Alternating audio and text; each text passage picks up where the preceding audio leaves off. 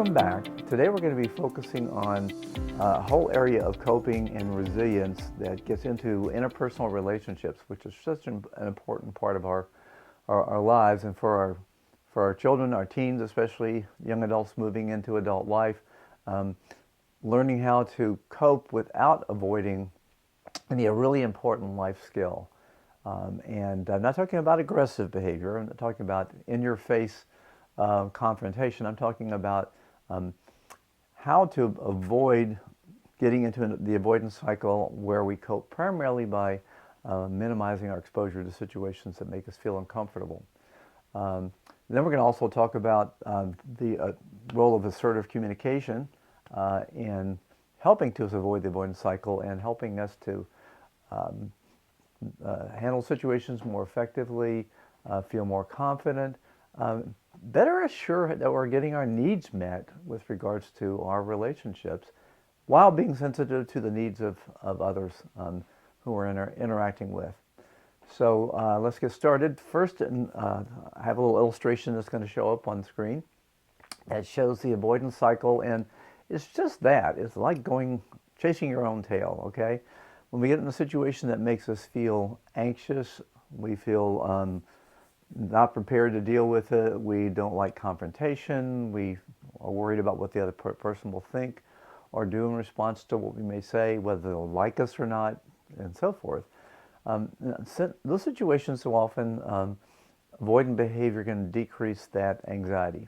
So if you have a situation that you're going to confront, and then your stress level gets high, you're feeling anxious, nervous about it, you find a reason to cancel, or it gets canceled, so you go, wow, the anxiety goes down. I feel so much better now. I'm not going to have to deal with that. The problem is when that situation comes up again and then we go to confront it, the anxiety level often gets even higher than it was before, and then the desire to avoid becomes even stronger. So we can get into a pattern where we continually avoid and avoid and avoid, and that can result in being really socially isolated, feeling lonely, feeling anxious in more and more situations, and avoiding more and more situations that may actually put us in situations where we're going to enjoy ourselves, or we're going to succeed, or we're going to build our skills and our confidence. So getting out of that trap means basically confronting that situation. There's a whole area of cognitive therapy we call exposure therapy and exposure and response prevention. And this is where we continually expose ourselves to a situation that makes us anxious. The longer we're in that situation, the more frequently we confront it, that anxiety is very likely to go down. It's hard to stay anxious at a high level for a long period of time. Physiologically, the body doesn't like that, so it dampens it down in some way, just to protect us. That's what happens when we avoid the situation, that anxiety goes down, so it kind of protects us in the moment, but it's working against us in the long term. So when we look at a situation that we're avoiding, we have to think about, is this a situation I want to be in, a situation that will benefit me, that in the long term, if I confront it, I'll feel happier, I'll be involved in more things I want to be involved in, and with people I want to be around. There was an example in the previous video about that with regards to thought challenging, and how the thoughts were making this person avoid volunteering and speaking up to get a position in her group that she wanted to have.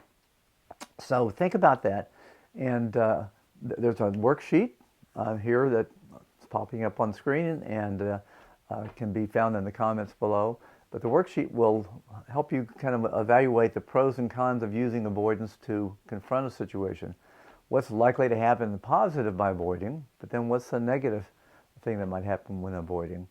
And then the other side, by confronting the situation, by putting yourself in that situation you might want to avoid, what are the pros of going ahead and doing that, and the cons of not doing that?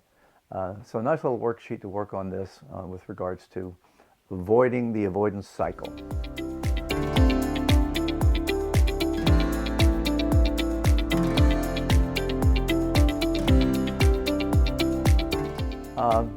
Okay, now we're going to get into a whole area of skill development that I found so valuable for, especially for so many of the young people I've worked with chronic medical issues, because often because of illness, hospitalization, being out of school for long periods of time, and so forth, they've often been in that avoidance cycle, not necessarily of their own volition, but that's been imposed on them. But then re-entering life situations can be anxiety-provoking in and of itself. For example, going back to school when you've been away for weeks or months, people asking you difficult questions, feeling like you've been left out of a lot of experiences that your peers have had, and that they really kind of have forgotten about you or don't invite you into them, and feeling just kind of out of it. I think especially for adolescents and young adults, we can be very sensitive to those kinds of things that we see as slights or insults or somehow basically removing us from a situation, okay, excluding us in some way from a situation. So we're going to talk about being assertive, and I'm not talking about being aggressive. I'm talking about communicating in a way that asserts your needs and lets other people know where you're coming from, what you might need from them, while respecting them at the same time, realizing they have needs and perspectives that have to be respected. In learning about assertiveness, I like to use this alliterative device of the 3 R's of assertiveness. And these 3 are request, refuse, and rebut. So think of these three ways of interacting and expressing oneself as kind of guidelines of ways to be more assertive. First off, making a request is just that. Asking for something. Approaching somebody for help. If you need some help with homework or you need some help on a project. If you want to form a new relationship and explore that with someone, well, you need to make a request to initiate that contact and then to express what it is that you want. So some people avoid making requests because they're afraid of being rejected, afraid that they'll be turned down, and so forth. But if you don't initiate something, you'll never find out if you're going to get it or not. I'll often say that when someone says, well, what if I don't get it? Well, there's a good chance of that. But if you never ask, that guarantees you won't get what you want. So basically, just this ups the odds, ups the probability that you might get what you want or what you need in that situation if you make that request. If you avoid it, I guarantee that you won't get that situation that you want. The next is refuse. And this is where so often, a lot of us want to please people. We don't want people to be unhappy with us. We want people to like us.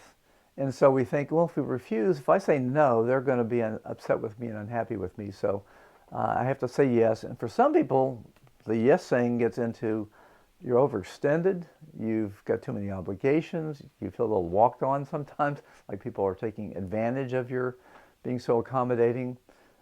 So being able to say no in situations in a polite, diplomatic way, maybe with a explanation somewhat, is an important way to be able to set those boundaries in relationships. And remember, we're talking about reducing stress by managing situations more effectively. I know when I've said yes to too many things, and I gave an example in an earlier video, I start to feel overwhelmed. I start to feel a little resentful. I start to feel stressed by it. And so at times then saying no, and often with a good explanation why you can't do that or won't do that, really can reduce that burden significantly. So again, that's the refusal, and no is the big word for starting a refusal. The third R is rebut. Okay, rebuttal means basically to talk back, to speak back to some insult, some injustice that's been done. And so by rebuttal, you're kind of saying, I won't take that sitting down. Okay, I don't agree with you. I was offended by what you said about me. I was troubled by the way you kind of made an assumption about me, and I need to communicate that to you. And we'll talk about I messages versus you messages in the next video. But right now, learning how to give rebuttals in a diplomatic, thoughtful way, in a kind way. Not, again, not the aggressive, harsh language or attacking that person, but basically rebutting what was said or done that you have a difficulty with. So those are the three ways we can assert ourselves. And again, going along with all these activities in the comments section, there's going to be some worksheets to work on. What situations do we have difficulty asserting ourselves in? Okay, there are actually three worksheets in the assertiveness activity here. Okay, one is going to be your relationship challenges. That's in the comments below. And this asks you essentially to kind of look at situations with regards to, again, looking at this from a, let's say, a teenage perspective, classmates, teachers, coaches, friends, siblings, parents, people in your life that you want to be more assertive with, that you want to be more communicative with. And again, kind of what the adult version of this may be your boss, your supervisor, your colleague, your coworker, etc. But again, the worksheet for your relationship challenges looks at those and basically asks you to find the biggest area of challenges that you face in each of these relationships. Okay? Then there's two other worksheets, and these involve one, there's an assertiveness quiz. So it's asking you some questions about how well you're using the 3 R's in different situations. And so are there times where you avoided making a request, a refusal, or a rebuttal, okay? And so forth. So you can look at those 4 short questions that will help you organize your thinking on that. And then there's another questionnaire or worksheet here that looks at identifying your assertiveness strengths and weaknesses. So I want you to look at that one. So fill out look at these worksheets. They're really useful tools for helping you decide if there are situations where becoming more assertive, using those skills to request, to refuse or rebut, can get more of what you want, what you need, get your needs met, while being respectful towards other people, realizing that it's important that we both get something out of an encounter in a relationship. So look at those worksheets and get out your pencils and start filling them out, because I think you'll find out there are a lot of areas where maybe contemplating using these skills is going to be important.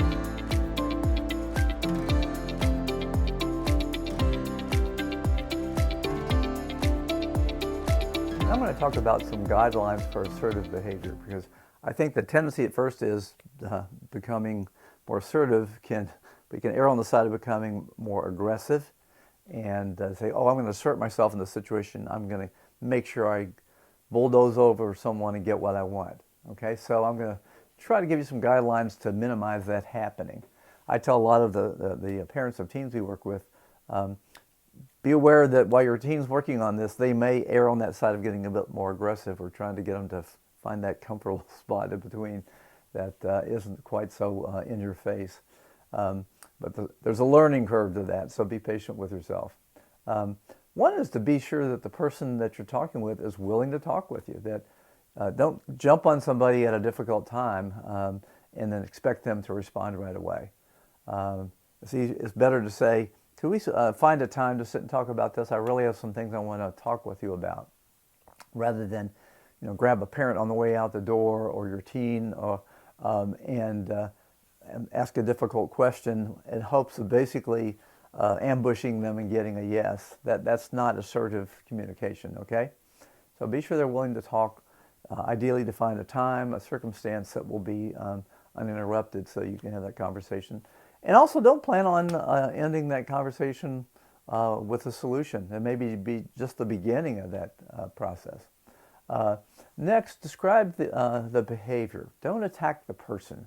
I think that's a big fault that we all have, is that we go into it, well, you've done this or you've done that, or I'm upset about this. And we have a global kind of thing about, I'm so mad, for example, rather than saying, the other day when you did X, I really was offended by the way that you said that to me, and then what happened afterwards. So describe the behavior, and again, try not to be emotional about it or attacking about it. Describe the behavior that you're concerned about.